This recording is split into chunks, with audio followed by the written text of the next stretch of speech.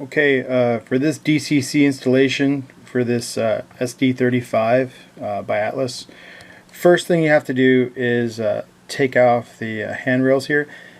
Use a hobby knife to get in sort of behind the stanchions to pop them free. Just bear with me here. Let's do a couple for you.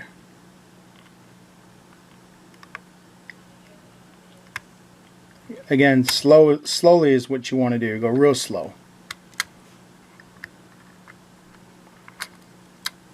Okay, so work on getting both sides done.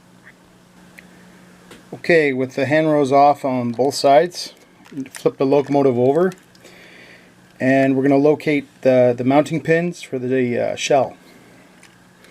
So if you look carefully, you may not be able to see it here on camera, but I can see one of them right now. There's a pin right there. You can barely even see it on camera. There, I hope you can see a little bit of yellow right there. There's the clip. So there's one there on both sides actually.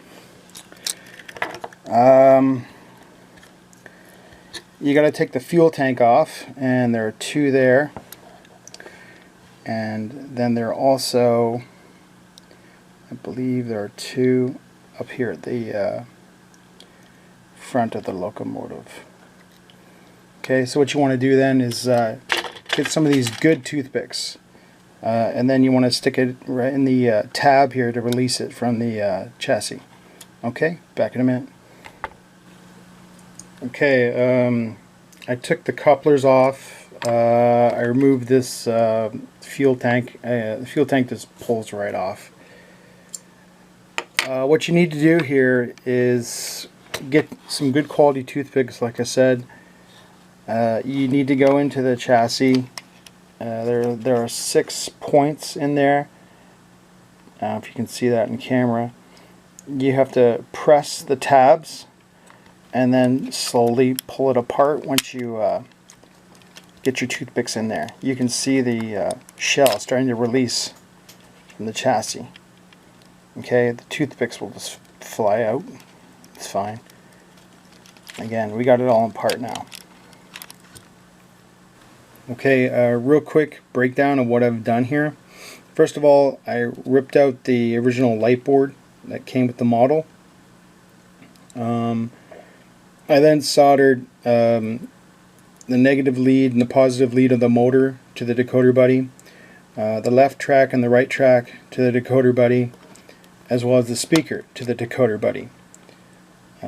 Once those connections are made, I put the Lokesound 5 decoder on top of the decoder buddy, and then I use this mounting board right here as the connection for all the LEDs.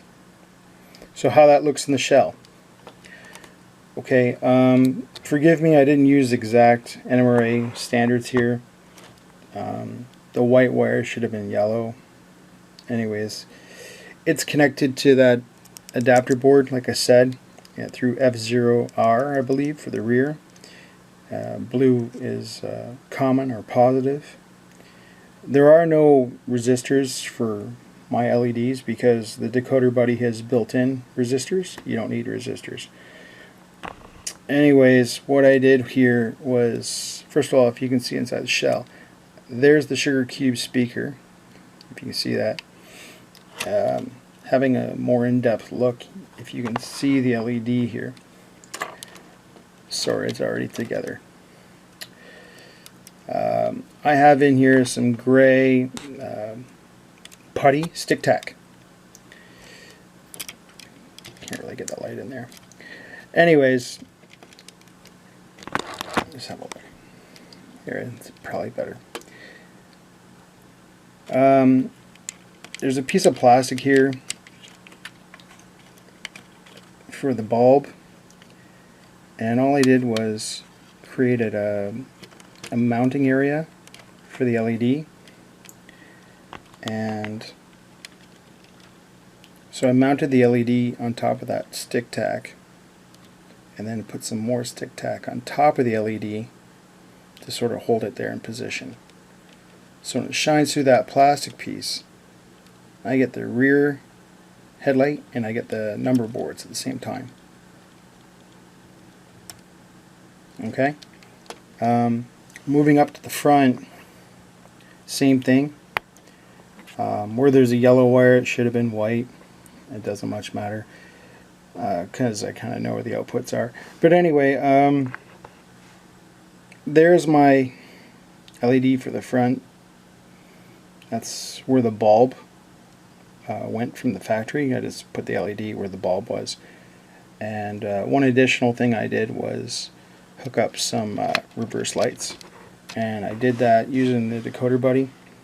I believe I connected it just to solder point A11 because it's normally not a function used. I don't think it is in the profile. So anyways, I wired the two. I can wire two LEDs off of one connection here. So I tied the two positive together, put it to the blue common connection point, and same thing with the negative lead, the black wire. I wired that to A11 for the negative. So there's your negative, there's your positive. And again, I wired the two together. These aren't flashing lights, so they go on together, they go off together. Again, if you just follow it through.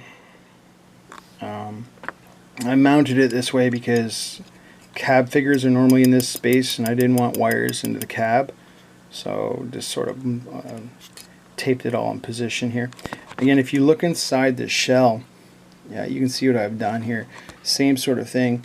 I use that stick tack as a mounting surface.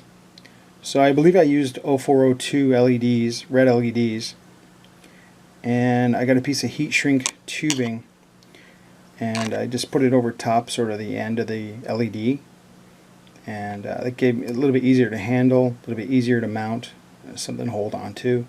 And I put those LEDs flush against the lens, and they stayed there with the stick tack. I then went over it with some more putty just to hold it all in position. Tested it, made sure the lights looked good through the shell. There was no light bleeding where it shouldn't go. Put putty, more putty around the shell just to prevent any light going where I didn't want it to go. And once I was happy with it, just put the shell back on and away it went. So there's the wiring for the SD35. I know it looks complicated, but once you get going on these things, it seems to go pretty quick. Okay, so if you have any other questions about LEDs or decoder wiring, let me know. Thanks, bye.